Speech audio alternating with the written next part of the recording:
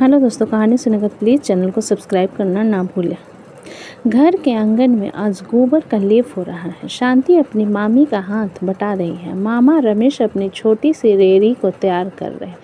मामा गांव-गांव घूमकर वो छोटा मोटा प्लास्टिक का सामान बेचते हैं, बस उसी को लटकाए जा रहे हैं, कहीं कुछ छूट न जाए। नहीं तो अगर किसी ने मांगा और होते हुए ना दे पाए तो उन्हें दुख होता है। मामा के 2 लड़कियां और 1 लड़का है, तीनों शांति से छोटे हैं। कोई मामा की मदद कर रहा है तो कोई शांति और माँ के। दरवाजे पर किसी की आवाज़ आती है। आजकल इनका करीब महीने में 1 बार शांति के घर आना हो ही जाता है। शांति उनको आते देख काम को छोड़ घर के अंदर चली जाती है। रमेश शांति के माँ उनको देखते ही बेमन से उन्हें आने का न्योता देते हैं। मामा, अरे करुणा भाई आइए, आज सुबह सुबह कैसे आना हो? करुणा, अरे वो पासी के किसी से उधार लेना था। कमबख्त ने लेने के बाद देने का नाम ही नहीं लेते। उनको लगता है कि मुझे पैसे की क्या जरूरत, मेरे पास तो बहुत है। और ये बहुत है तो क्या लुटाने के लिए है? क्यों भाई रमेश? रमेश, हाँ बिल्कुल सही बात। करुणा बात बात में हर बार अपनी धनी होने का बखान कर नहीं भूलता। एक शादी पहले ही कर चुके हैं, पत्नी अब इस दुनिया में नहीं रही। उसकी नज़र शांति पर, वो उससे शादी करना चाहता। यह बात का इशारा वो कई बार कर चुका है। बात बात में अपनी बात छेड़ता है, लेकिन शांति के मामा को बिल्कुल भी पसंद नहीं। शांति से उम्र में 2 गुने से भी बड़ा है।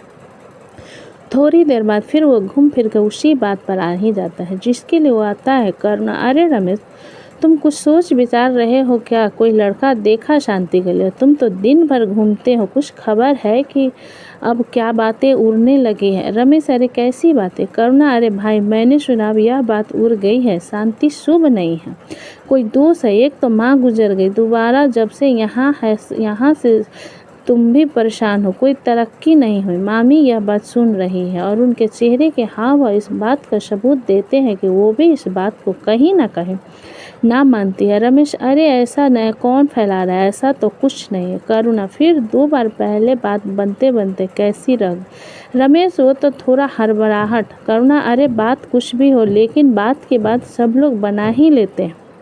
अब तुम ज़्यादा देर मत करो वरना मुश्किल होगी। लोग यही बोलेंगे कि अगर माँ जिंदा होती तो ऐसा होता क्या? तुम क्या मुंह दिखाओगे फिर अपनी बहन? रमेश करीब और फिर उसकी बहन की जवान बेटी की जिम्मेदारी उसके ऊपर। पिता तो जाने कहाँ छोड़कर गया। माँ के जाने के बाद उसने कोशिश की लेकिन कहीं बात न बन रही थी। शांति देखने उठने के बहुत अच्छी थी, भली लड़की थी, लेकिन कुछ था जो आरे आ रमेश को भी अब लगने लगा था कि उसे जल्द से जल्द कुछ करना होगा। शांति के मामी का भी व्यवहार कुछ बदला बदला सा, यह बात शांति को भी दिखाई दे रही थी। मामा और मामी की बातें भी उस बारे में होती थी, खुसर फुसर ही सही, लेकिन शांति को पता था कि उसकी वजह से परेशानी अब और बढ़ने लगी। शांति की मामी ने एक सुबह शांति को उसकी बहनों के साथ बाजार कुछ लेने के लिए भेज दिया। मामा सुबह फिर जाने की तैयारी कर रहे थे, सजा रहे थे अपनी रेड़ी। मामी, अरे कुछ विचार करो, क्या बस रेड़ी में ही लगे रहेंगे? मामा, और कुछ क्या, खजाने में अपना खाना पीना बीच अनाज इसी से तो चलता है। मामी, मैं भी वही कह रही हूँ, तुम कहीं के राजा तो हो नहीं, यह तुम्हारी भांजी भी कहीं की राजकुमारी तो नहीं, तो जब उसे वो आदमी पसंद तो क्यों मुंह घुमाए बैठे हो? ठीक ठाक रुपया पैसा भी है। मामा, रिश्ता कौन सा? मामी, अच्छा करुणा की बातें तुम्हें समझ नहीं आती क्या? वो शांति को जोरू बनाना चाहती। मामा, तुम पागल हो, कहीं बड़ा है वो शांति से, ऐसे ब्याह करा दिया तो लोग क्या कहेंगे? और कहे क्यों पैसा है, उसके दिखावा ज़्यादा है। मामी, अरे तुमसे तो ज़्यादा है, कुछ भी करके कम से कम बसर कर ही लेता है। तुम्हारी सारी ज़िंदगी भी रेड़ी पर चप्पल घिसो, फिर तुम उसके जैसा मकान नहीं बना पाओ। फिर उम्र निकल गई तो जो आया है वो भी नहीं मिलेगा। मामा, क्या उम्र है? 20 की होगी, अभी तो समय है। मामी, ठीक है फिर करो मनमानी, देखती हूँ कौन सा राजकुमार लाते हो इसके लिए। खुद की 2 बेटियां हैं, उनकी परवाह भी नहीं है। मामा को ये सारी बातें सोचने पर मजबूर तो कर रही है, लेकिन फिर भी अभी उसने सोचा है कि लड़की के लिए जो अच्छा होगा, उसकी पसंद का होगा, वही करूँगा। शांति के मन की बात कोई नहीं समझता। लगता है जैसे उसे सपने देखने का अधिकार भी ऊपर वाले ने छीन लिया। वो सबकी मर्जी में राजी है, हालांकि किसी कोने में उसे भी इंतजार में है। वो जानती है जो सोचा वो पूरा नहीं होगा, लेकिन फिर भी एक छोटी सी आशा के दीप जलाकर बैठी है। कहीं कुछ हो जाए। और एक दिन कुछ ऐसा ही होने जा रहा था। एक दिन सुबह सुबह ही उनके दरवाजे पर कोई आया जो पास के गांव का था। उनका परिचित बातचीत में उसने बताया कि एक परिवार को आपकी लड़की की तस्वीर दिखाई। परिवार अच्छा खाता पीता है, लड़का भी मेहनती है, बस आखिरी लड़का है। उनके परिवार में शादी के बाद चला हुआ। आप कहें तो रमेश तो जैसे जिंदा हो गया। आंखें चमक गई। रमेश, अरे हाँ, क्यों नहीं, जब वो आना चाहे आ सके। कुछ छिपाना नहीं, हमारी स्थिति बता देना, हम लड़की दे सकते हैं, बस कुछ भी देने की हमारी हैसियत नहीं। परिचित, अरे वो सब मैं बात कर लूँगा। तय किए दिन पर लड़के और उसके परिवार के लोग आए। शांति के दिल में फूल खिल रहे, जैसे सपने खुद पूरा होने आ गए हों अपने आप। उसने तो छोड़ दिया था सब भाग के भरोसे पर, जैसे कोई राजकुमार ही आ गया हो उसे अपनाने। शांति ने उसे सिर्फ कुछ सेकंड के लिए ही झलकियों में हो देखा था, और फिर बड़ों ने बात को तय करना शुरू कर दिया। शांति अब चुपचाप कमरे में बैठी मंद मंद मुस्कुरा रही थी। उनके जाने के बाद जैसे मामा को एक अलग तरह का सुकून मिला। वो शांति के पास गए और उसे सिर्फ देखा। उसके देखने भर से वो समझ गया कि शांति को लड़का पसंद है।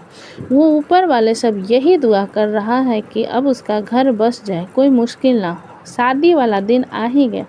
शांति सज धज के तैयार बैठी है राजन के लिए, उसके होने वाले पति से 7 फेरे लेने के लिए। अचानक उसके कमरे में राजन आ जाता है, जिसको देखकर वो घबरा जाती है। घबराहट कुछ सेकंड की रहती है, फिर वो शर्म बन जाती है। शांति, अरे आप यहाँ क्यों आए हैं? पता है शादी के पहले देखना शुभ नहीं होता है। राजन, तुम्हारी आवाज़ तो जैसा मैंने सोचा था उससे भी ज़्यादा अच्छी। शांति कुछ नहीं कहती, चुप रहती है, बस अंगूठे को मोड़ लेती है। राजन, पहले क्यों मुझसे बात नहीं की तुमने? शांति, पहले मैं कैसे करूं? मुझे लगा आपको बात नहीं करनी है। करना होता तो कुछ प्रयास करते मुझसे बात करने का। मुझे तो आपसे बहुत कुछ बोलना है। लेकिन राजन, अच्छा बोलो, क्या बोलना है? शांति, मेरी बात आप मानोगे? राजन, अब तो सिर्फ तुम्हारी मानूंगे, बोलो क्या है? शांति, सपने मैंने देखा नहीं, डर लगता था पूरे होंगे नहीं, पर कहीं ना कहीं आप जैसा ही पति चाहिए। मैं जब भी थोड़ा बहुत किसी के कोने में सोचती थी, ऐसा ही सोचती थी, जो मेरा ख्याल रखे, मुझे प्रेम करे। बचपन से ही अभाव है, माँ का प्यार नहीं मिला, पिता कहीं चले गए छोड़ के। ऐसा नहीं है कि मामा और मामी ने ख्याल नहीं रखा, लेकिन कभी अपनी छोटी छोटी मनमानी नहीं कर पाए, कभी रूठ कर अपनी बात नहीं मना पाई। मैं चाहती थी कि ऐसा कुछ हो जहाँ मुझे कुछ सोचना न। राजन, हाँ मैं जानता हूँ कि तुम्हारे दिल की आज तक किसी ने ना सुनी हो, लेकिन अब ऐसा नहीं होगा। राजन ने शांति का हाथ पकड़ा। शांति की आंखों से आंसू की बूंद टपकी, जैसे कब से रोक रहे। तभी दरवाजे पे जोर से दस्तक होती है। बाहर मामी है जो उसे बुला रही फेरों के लिए। वो हड़बड़ा कर उठते और दरवाज़ा खोलते। मामी उसे ले जाती है आंगन में बने छोटे से विवाह पंडाल में, जहाँ उसका दूल्हा बैठा। शांति वहाँ जाकर बैठती और पंडित जी अपना काम शुरू कर देते। मामा बैठे हैं, अपना मुरझाया चेहरा, पगड़ी जो बंधी थी उसका होश नहीं है कि अब कहाँ है। आसपास थोड़े बहुत लोग भी हैं। शांति का दूल्हा अब सेहरा हटाकर शांति को देखता है। दूल्हा और कोई नहीं बल्कि करुणा है। शांति को भी यह पता है राजन और उसके घर वाले ने भी यह रिश्ता तोड़ दिया, वो भी शादी वाले दिन। ऐसा क्या? इसका कारण उन्होंने नहीं बताया। कहा कि उनके घर में कुछ अनहोनी हो गई, अभी हमें माफ़ करें। शादी की तैयारियां हो गई थी, सभी लोग आ गए। अब की बार अगर शादी ना हुई तो शायद फिर होना मुश्किल।